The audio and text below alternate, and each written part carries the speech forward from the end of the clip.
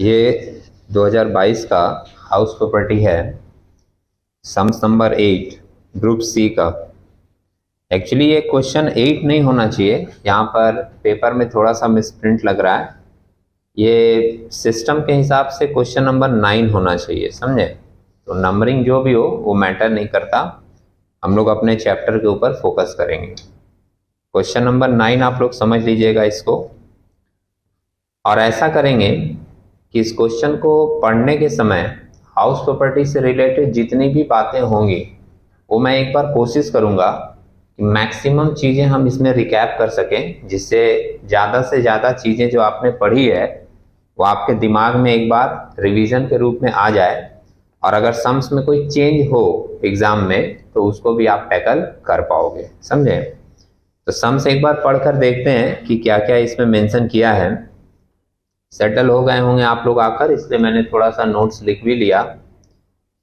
ध्यान से देखिएगा और एक बार रूल्स को याद करने की कोशिश कीजिएगा। Mister Christopher owns 3 houses at Patna. ये जो जगह का नाम दिया रहता है ये भी हम लोगों के लिए इंपॉर्टेंट है। पटना में हाउस है मतलब मेट्रोपॉलिटन नहीं है। कोलकाता, दिल्ली, मुंबई, चेन्नई, अगर ये 4 जगह पर हमारा हाउस होता है तो हम लोगों को एक कैलकुलेशन करनी पड़ती है कभी कभी ग्रॉस म्युनिसिपल वैल्यू और नेट म्युनिसिपल वैल्यू का। वो आप लोगों के ध्यान में आ जाना चाहिए जैसे ही आपने ये लाइन पढ़ी। अगर हमारा हाउस कोलकाता, दिल्ली, मुंबई, चेन्नई में होता तो हम लोगों को वो कन्वर्सन करना पड़ता ज़रूरत पड़ने पर। लेकिन अगर हमारा हाउस केडीएमसी में नहीं है तो हम लोग फ्री हो गए कि अब जो हमारा ग्रॉस वैल्यू निकलेगा वही नेट होगा, और अगर सम्स में नेट म्युनिसिपल वैल्यू दिया होगा तो वही हमारा ग्रॉस म्युनिसिपल वैल्यू होगा। आगे की लाइन मेंशन कर रहा है, he furnishes the following particulars for the previous year 22-23। ठीक है।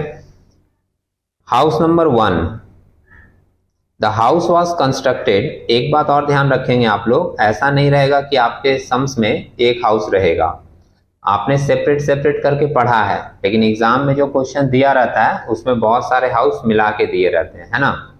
तो इसमें भी आप देख रहे हो 3 हाउस है, जिसमें फर्स्ट क्या मेंशन किया, हाउस नंबर 1 में the house was constructed in 2020 and let out to a tenant at a monthly rent of 20,000 per month. तो ये आपको दिख गया फर्स्ट लाइन पढ़ के ही कि ये हाउस हमारा लेट आउट है, और कितने का रेंट मिल रहा है यहाँ से, 20,000 रुपया पर मंथ।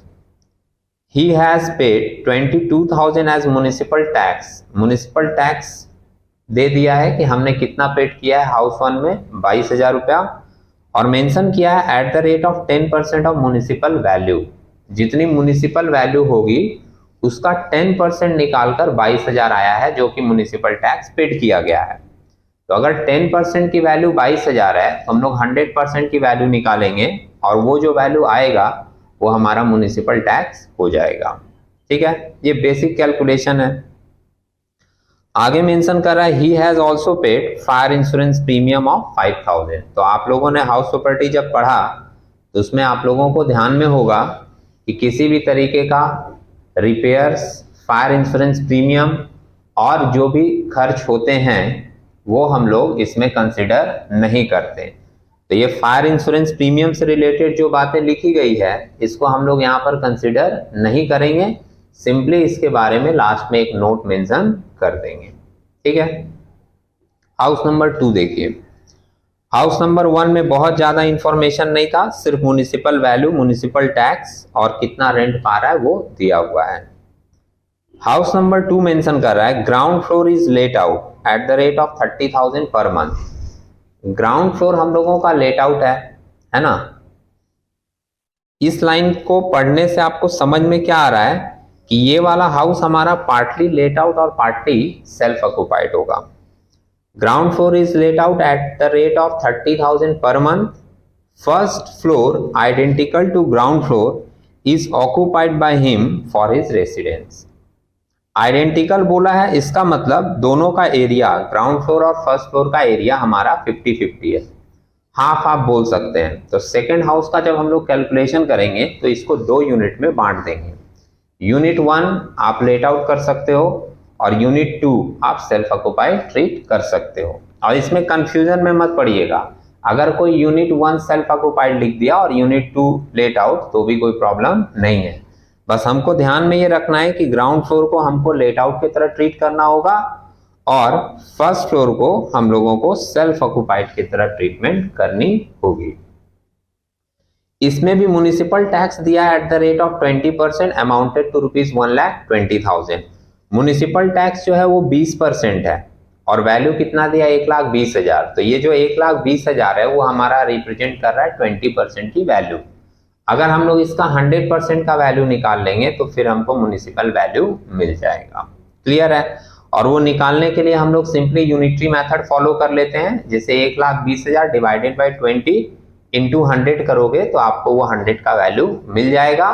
और कैलकुलेटर में अगर आप 1,20,000 डिवाइडेड बाई 20% डायरेक्ट भी करोगे तो भी आपको वो फुल वैल्यू म्युनिसिपल वैल्यू आपको मिल जाएगी।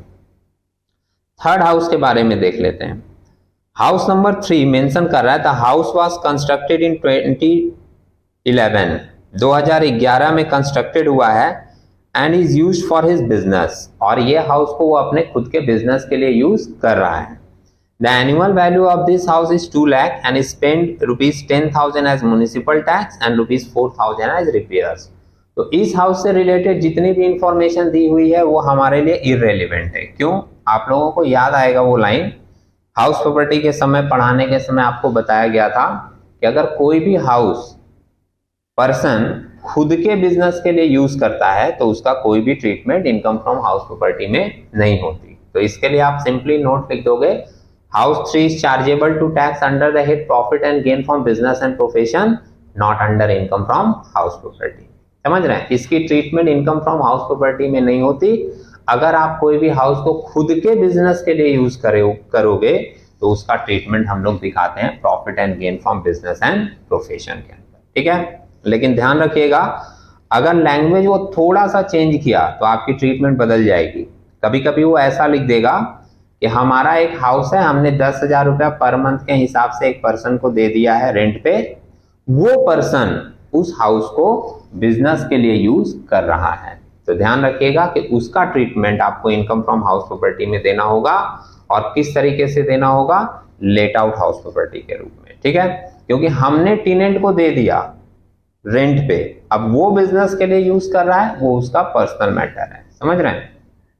खुद के बिजनेस के लिए रहेगा तो फिर उसका ट्रीटमेंट हम लोग इनकम फ्रॉम हाउस प्रॉपर्टी में नहीं दिखाते। क्लियर है?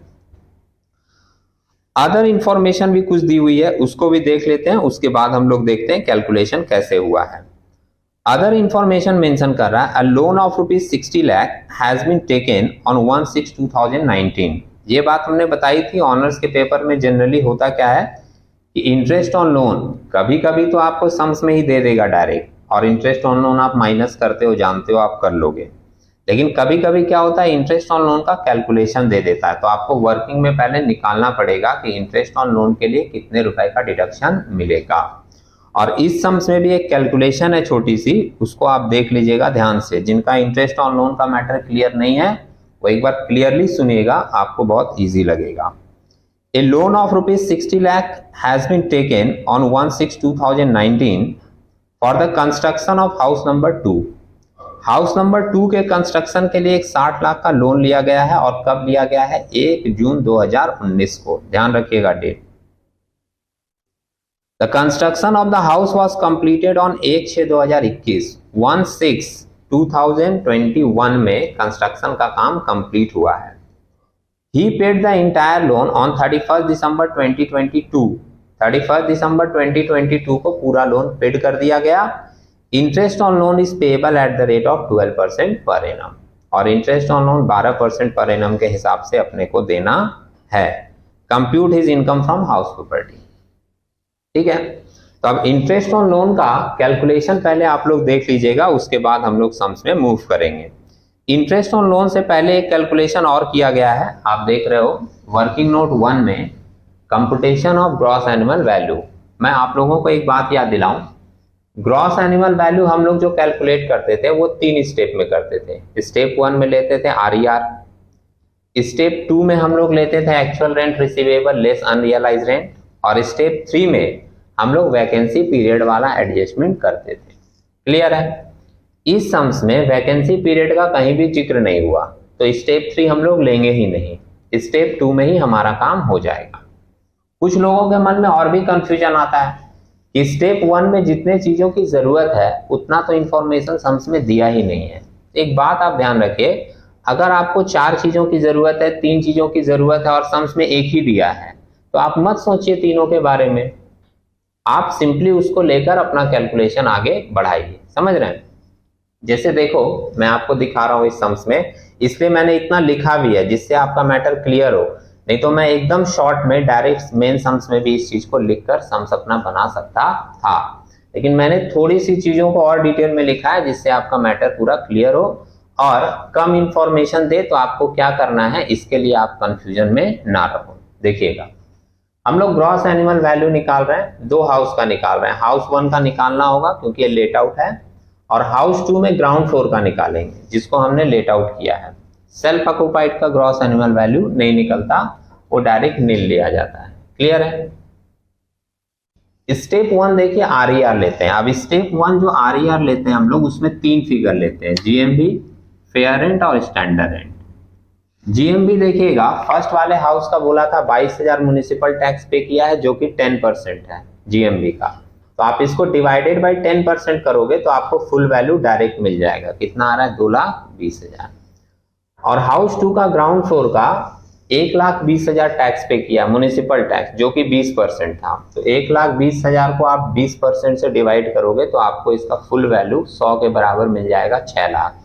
लेकिन 6 लाख तो हम लोग पूरा लेंगे नहीं, क्योंकि वो हाउस तो 2 पार्ट में बटा है ना, ग्राउंड फ्लोर और फर्स्ट फ्लोर, तो हम लोग सिर्फ हाफ ही ले रहे हैं, इसलिए हमने इसका जो 6 लाख वैल्यू आएगा उसका हाफ करके ले लिया। कितना? ग्राउंड फ्लोर में 3 लाख।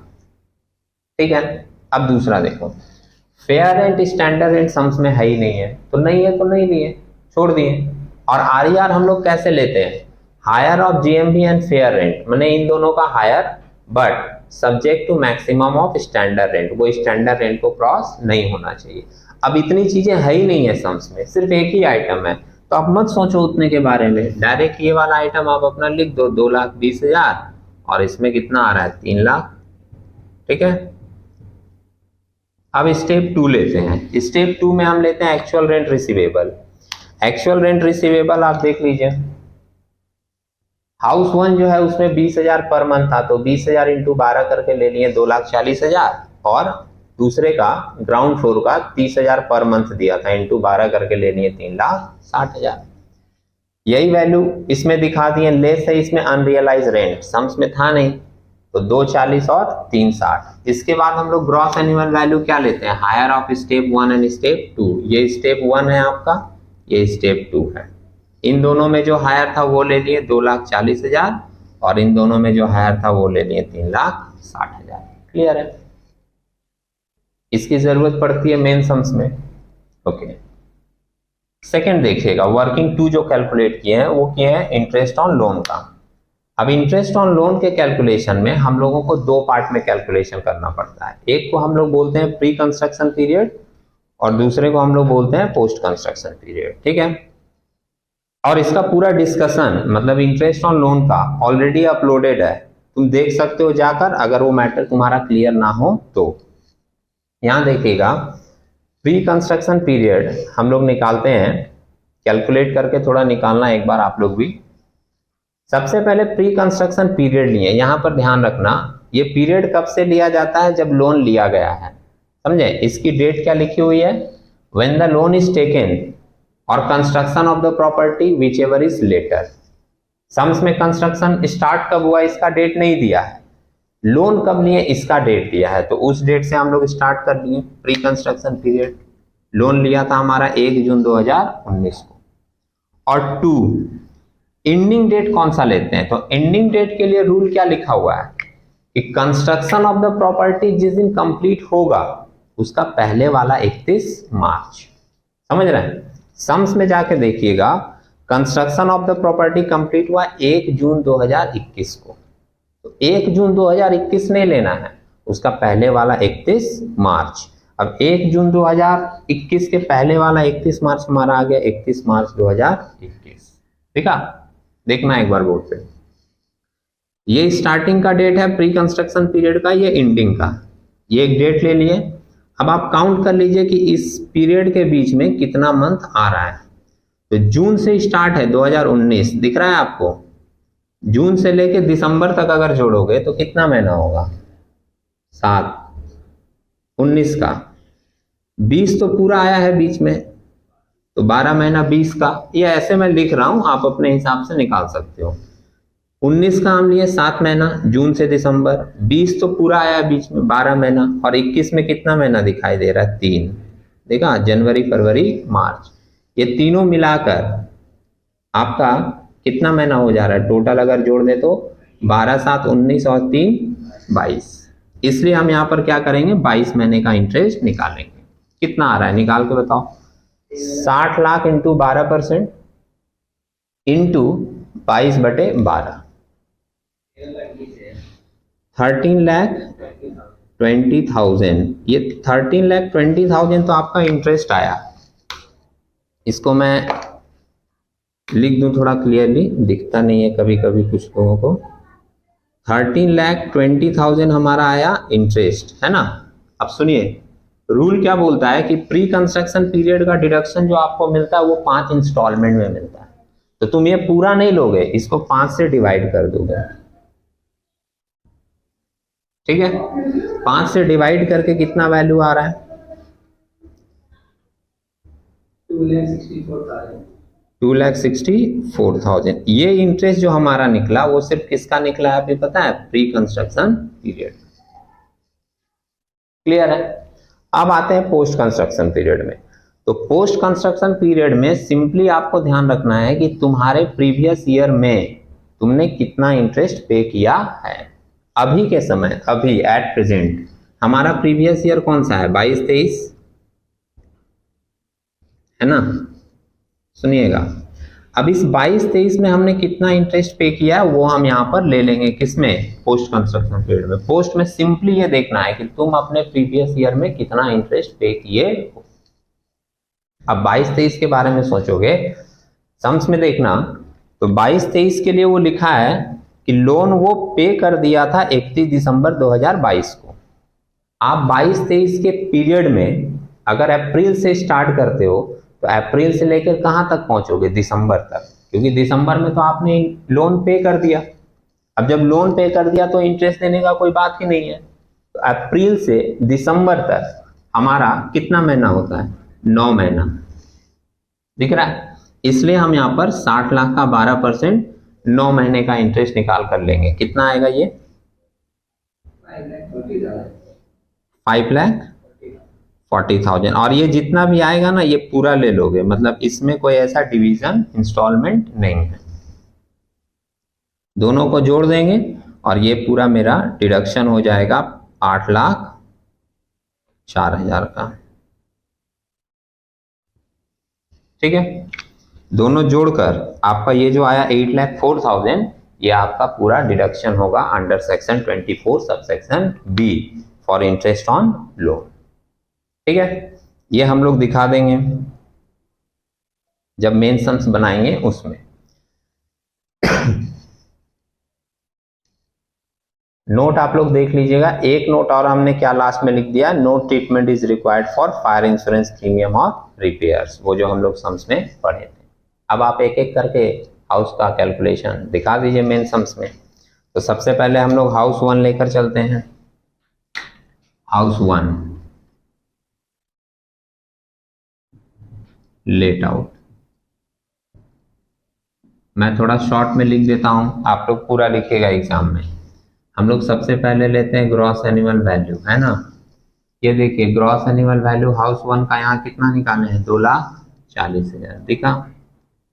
इसके बाद इसमें हम लोग लेस करेंगे municipal tax. Municipal tax sums में ही दिया था,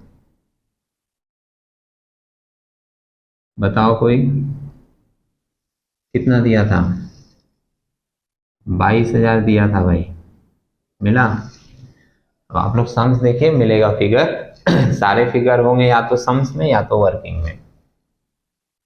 ये माइनस करके हम लोगों को क्या मिलेगा, 2,18,000, सही है।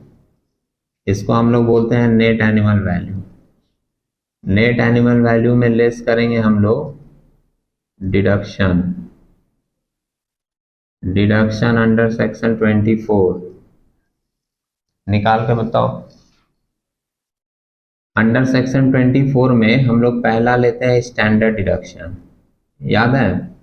स्टैंडर्ड डिडक्शन का रूल है, वो लिया जाता है 30% ऑफ नेट एनुअल वैल्यू। कितना, 30% ऑफ नेट एनुअल वैल्यू कितना है, ये 2,18,000।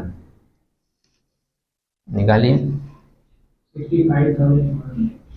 65,400। इसको हम लोग बोलते हैं under section 24 subsection A, standard deduction था, समझे।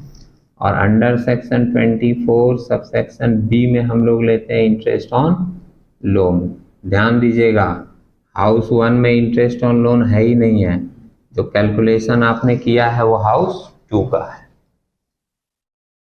अब इसको जरा माइनस करके बता दो कोई, इसमें से ये माइनस कर देंगे,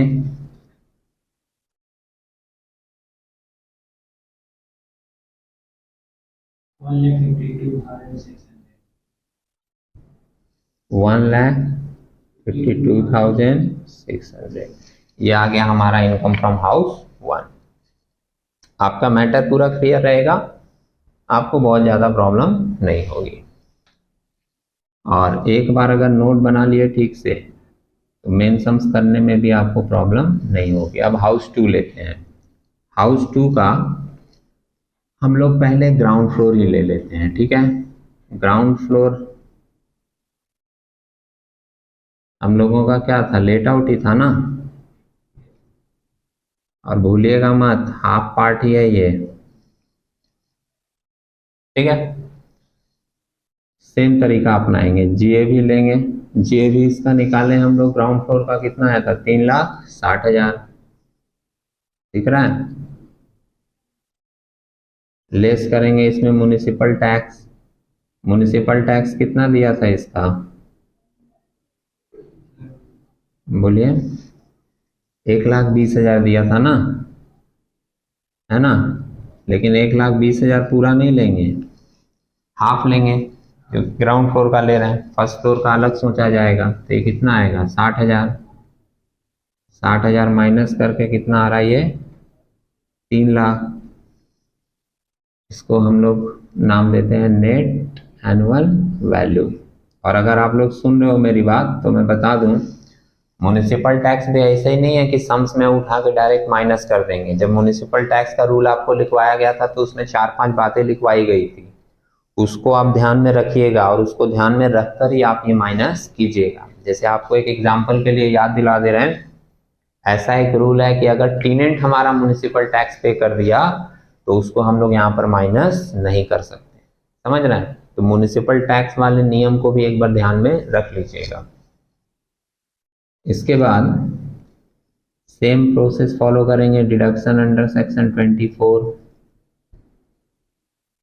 under section 24, under section 24 subsection A, standard deduction. Standard deduction हमारा है 3 लाख का 30%, नेट एनुअल वैल्यू का 30%, है ना। कितना आएगा, 90,000। और under section 24 subsection B, interest on loan. Interest on loan इसमें तो है ना भाई, कितना निकाले हैं, नोट नंबर 2 में 8,04,000 दिखा, भूलिएगा मत, बार बार बोल रहे हैं 8,04,000 का हाफ ही लेना है, क्योंकि वो तो पूरे बिल्डिंग का निकला था ना। जब भी partly let out partly self occupied देता है ना, तो यहाँ पर थोड़े थोड़े स्टूडेंट्स को कंफ्यूजन हो जाता है। ज़्यादा चांसेस है कि वो अगर केयरफुली नहीं करेंगे तो कहीं ना कहीं मिस्टेक कर ही देंगे, समझ रहे हैं। जब हम लोग एक ही बिल्डिंग में पार्टली लेट आउट और पार्टली सेल्फ ऑक्युपाइड करते हैं तो उसमें ध्यान रखना पड़ता है कि जितने भी कॉमन वैल्यू हैं, जैसे municipal value, fair rent, standard rent, municipal tax, interest on loan, इन सारे फिगर को प्रोपोर्शनेटली डिवाइड करके लिया जाता है, बांट के लिया जाता है। इस सम्स में हमारा 50-50 एरिया था, इसलिए हम लोग हाफ हाफ ले रहे हैं। अगर मान लो तुम्हारे किसी सम्स में 60-40 75-25 है तो उस हिसाब से कॉमन वैल्यू को बांट कर लिया जाएगा। तो ये कितना आएगा हमारा 4,02,000 और टोटल बाहर जाएगा 4,92,000। माइनस करके तो फिगर निगेटिव में आ जा रहा है ना, तो हम लोग इसको निगेटिव में ही लिख देंगे। हाँ, आप यहाँ लिख सकते हो इनकम फ्रॉम ग्राउंड फ्लोर, और इनकम वर्ड लिखेंगे, कोई कंफ्यूजन की बात नहीं है। लॉस लिखें जरूरी नहीं है, वो फिगर ब्रैकेट में है वो इंडिकेट करेगा कि हमारा लॉस है, समझ रहे हैं। इन सब बातों में कंफ्यूजन में नहीं आओगे, ये लॉस है तो यहाँ इनकम क्यों लिख रहे हैं। इनकम फ्रॉम ग्राउंड फ्लोर,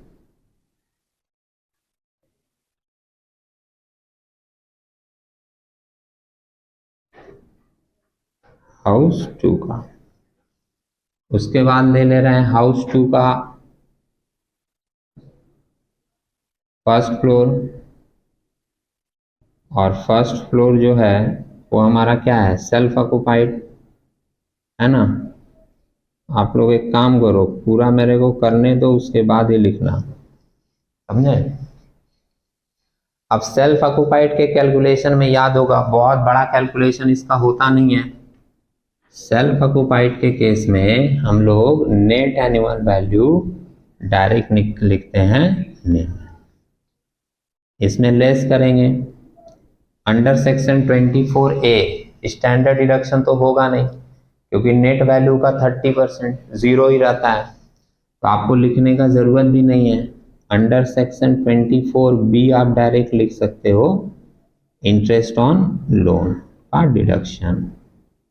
अब इंटरेस्ट ऑन लोन के डिडक्शन में कितना है, ये हम लोगों का जो निकला था 8,04,000 इंटू 1/2 कितना आ रहा है 4,02,000 है ना। लेकिन आपको याद आएगा, आप रूल पढ़ोगे तो, कि सेल्फ ऑक्युपाइड के केस में maximum amount of deduction for interest on loan is ₹2 lakh. समझ रहे हैं, थोड़े थोड़े मैं आपको याद दिला रहा हूं, रूल एक बार केयरफुली पढ़ लीजिएगा। सेल्फ ऑक्युपाइड के केस में कुछ क्राइटेरिया है। अगर जैसे एक मैं सिंपल सा आपको याद दिलाऊं, अगर लोन आपका 1499 के पहले का है तो 30,000, और अगर 1499 के बाद का है और कुछ प्रेस्क्राइब्ड रूल्स को फॉलो करता है, कंडीशन को फॉलो करता है, तो मैक्सिमम डिडक्शन है कितने का, 2 लाख का। समझ रहे हैं। तो हमने सम्स में देखा कि हमारा लोन लिया हुआ है 1499 के बाद, और हम लोग ये मान ले रहे हैं कि और उसके बाद के जितने भी प्रेस्क्राइब प्रोविजन है वो ये सेटिस्फाइड कर रहा है, इसलिए हम लोग मैक्सिमम कितना ले सकते हैं, 2 लाख। ठीक है, देखिए सारा का सारा PDF वगैरह, क्वेश्चन सॉल्व वगैरह आपके पास आता है, उसमें कोई प्रॉब्लम नहीं, आप देख सकते हो। लेकिन चीजें अगर आपकी पढ़ी हुई नहीं है, अगर रूल्स आपको याद नहीं है, तो तुम सॉल्यूशन देखोगे भी तो तुम कंफ्यूजन में आ जाओगे कि भैया हमारा इंटरेस्ट इतना निकल रहा है और यहाँ पर निकाल रहा है हाफ करके 4,02,000, यहाँ 2 लाख क्यों लिख दिया। समझ रहे हैं। आपके अंदर में सिर्फ आपके पास सारा नोट्स और सॉल्यूशन होगा भी, अगर आपकी क्लियरेंस नहीं है उस चीज के ऊपर तो आपको डाउट होगा। समझे। ये लिख दिए सेल्फ ऑक्युपाइड का हाउस 2 हो गया। अब चलो हाउस 3 का भी एक नोट लिख देते हैं, हम लोग यहीं पर लिख देते हैं हाउस 3। ठीक है, और इसके लिए हम लोग यहीं लिख देते हैं chargeable to tax under profit and gain from business profession not under income from house property. क्यों? क्योंकि ये हाउस हमारा सेल्फ बिजनेस के लिए था। ठीक है, इसको यहां पर डैश कर दें और इन तीनों को ऐड कर दें। इसको ऐड करके ऐड नहीं होगा, ये फिगर एडजस्ट हो जाएगा, है ना, और एडजस्ट होकर तुम्हारा फाइनल आंसर निगेटिव में ही आएगा। इसको आप नाम दे दोगे इनकम फ्रॉम हाउस प्रॉपर्टी।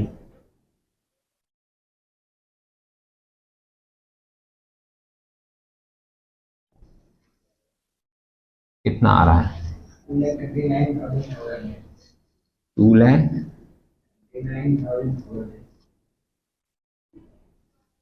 2,39,400 जो आएगा वो निगेटिव में ही आएगा, तो ब्रैकेट में रख देंगे। लिख दिए हैं इनकम फ्रॉम हाउस प्रॉपर्टी, लेकिन रियल में वो हमारा इनकम नहीं आया है, लॉस आया है। ठीक है, एक बार आप लोग इसको देख लीजिए, नोट कर लीजिए। मन में कोई कैलकुलेशन से रिलेटेड डाउट हो तो आप फिर से पूछ लीजिएगा, मैं बता दूंगा। ठीक है, थैंक यू।